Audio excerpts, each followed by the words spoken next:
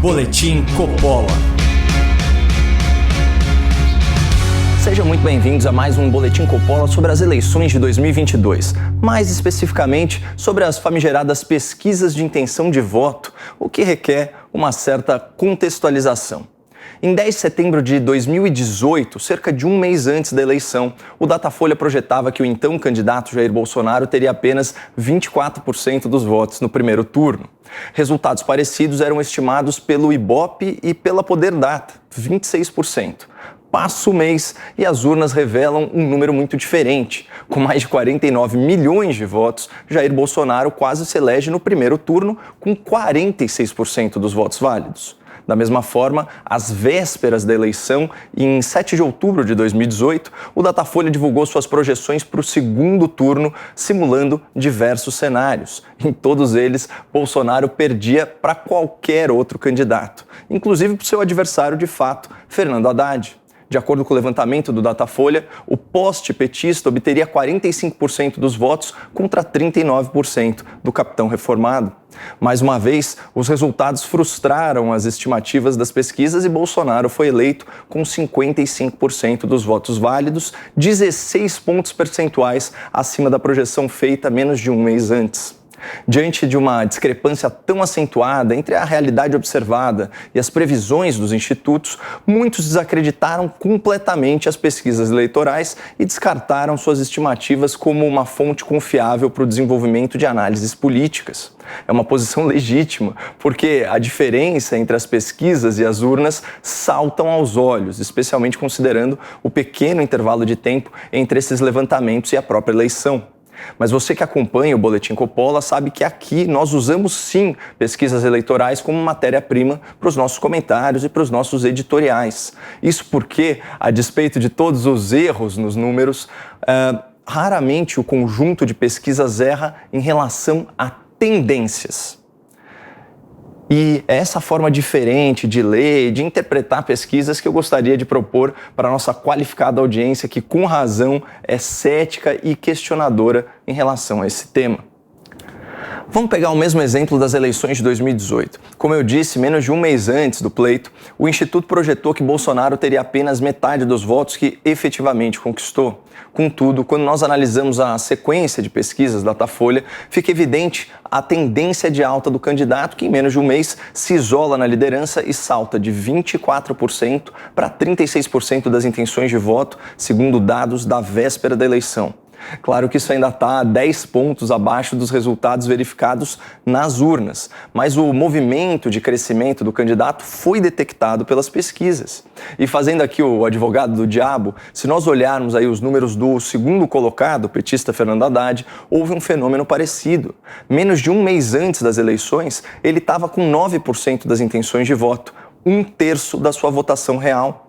Percebam que é o mesmo padrão. Às vésperas das eleições, ele pontuou 22% nas pesquisas, mas nas urnas ele alcançou 29%, também uma diferença significativa, de 7 pontos.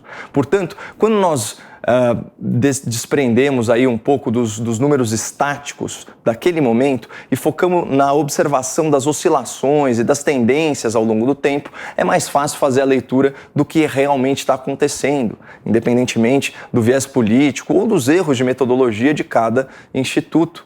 E é por isso que eu estou muito otimista, apesar das pesquisas ainda apresentarem o ex-condenado e chefe do Partido Quadrilha como líder absoluto nas pesquisas.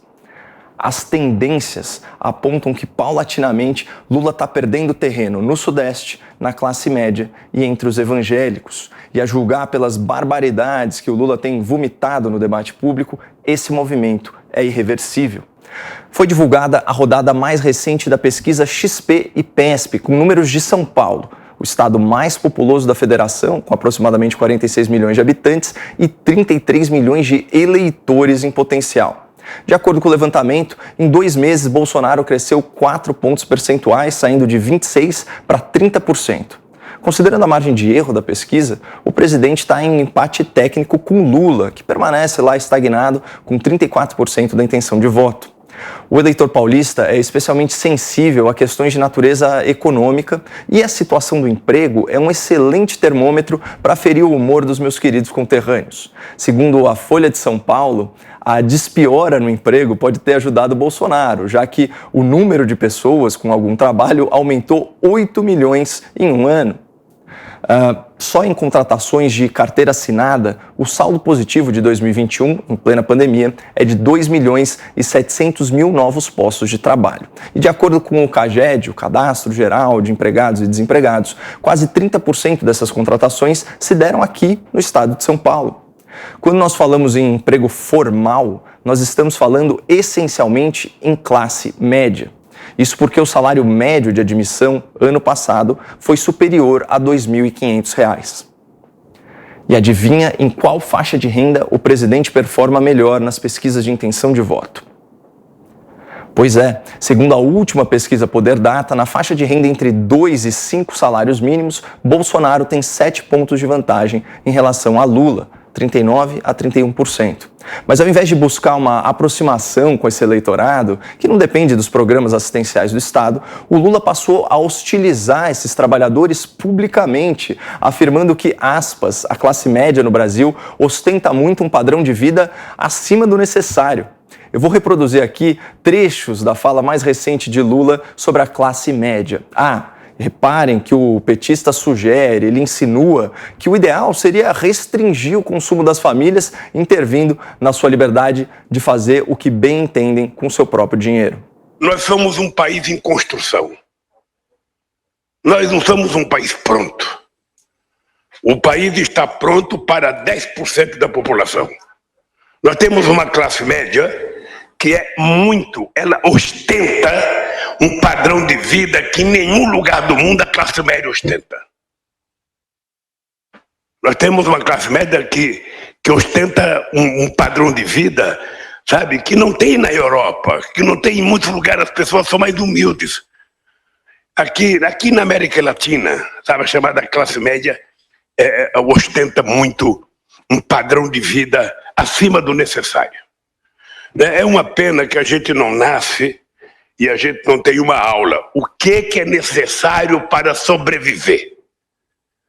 Tem um limite que pode me contentar como ser humano. Eu quero uma casa, eu quero casar, eu quero ter um carro, eu quero ter uma televisão. Não precisa ter uma em cada sala. Uma televisão já está boa. Inacreditável, né? É por essas e outras que a classe média tende a se afastar cada vez mais de Lula e do seu projeto de poder. Da mesma forma que os evangélicos, o conjunto de denominações religiosas que representa cerca de 30% da população. Esse eleitorado foi alienado pelo candidato petista que, sem fazer qualquer consideração de natureza moral, defendeu explicitamente a legalização do aborto por conveniência, afirmando que a interrupção de qualquer gravidez deveria ser um direito acessível a todos, financiado pelo Estado e operado pelo sistema público de saúde. E pior, o cara disse tudo isso no contexto de promover controle de natalidade junto à população de baixa renda, porque, segundo Lula, a madame aborta na Europa e o planeta Terra não possui os recursos necessários para garantir um padrão mínimo de qualidade de vida para toda a população mundial. A madame, ela pode fazer um aborto em Paris, ela pode escolher Berlim, ir para Berlim procurar uma boa clínica e fazer um aborto. Aqui no Brasil ela não faz porque é proibido, quando na verdade deveria ser transformado numa questão de saúde pública e todo mundo ter direito e não ter vergonha. Eu não quero ter um filho, eu vou cuidar de não ter meu filho. A posição do Lula sobre a legalização universal do aborto é incompatível com os valores do público evangélico e, segundo o último Datafolha sobre o tema, vai contra o que pensa 75% da população brasileira, que não quer que o dinheiro dos seus impostos seja utilizado para interromper vidas humanas inocentes em desenvolvimento. Essa divergência de ordem moral entre o candidato Lula e grande parte do eleitorado já começa a aparecer nas pesquisas. Todos os institutos apontam uma tendência de queda expressiva da intenção de voto em Lula junto ao público evangélico. Para ficar em um exemplo, a já citada pesquisa XP e PESP mostrou que Bolsonaro voltou a superar Lula entre o público evangélico. Isso porque em março o presidente perdia por 5 pontos para o candidato pró-aborto, mas agora, um mês depois, já está 7 pontos à frente, com 40% dos votos contra 33% de Lula. Na verdade, o que os recortes eleitorais da classe média e dos evangélicos mostram é uma tendência que extrapola esses grupos. Todos aqueles que prezam pela sua liberdade econômica e todos aqueles com maior sensibilidade moral tendem a se afastar da candidatura petista. Olhar para os números estáticos pode ser desanimador para quem não quer ver o país mergulhado no retrocesso. Mas como nós vimos, a tendência é muito positiva. E essa é a leitura mais correta desses dados. Muito obrigado, não percam a esperança no Brasil e fiquem com Deus.